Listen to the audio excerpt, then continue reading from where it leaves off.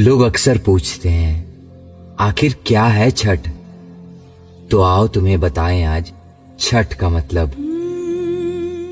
माँ का प्यार और मिट्टी की पुकार है छठ। मैथिली, मगही और भोजपुरी गीतों की आवाज है छठ। मिट्टी के चूल्हे पे पके उस मीठी सी गुड़ की खीर का स्वाद है छठ। 4 पहर 4 दिन भगवान सूर्य के हर रूप की उपासना है छठ। प्रकृति की पूजा है छठ। ठेकुआ जैसा महाप्रसाद है छठ।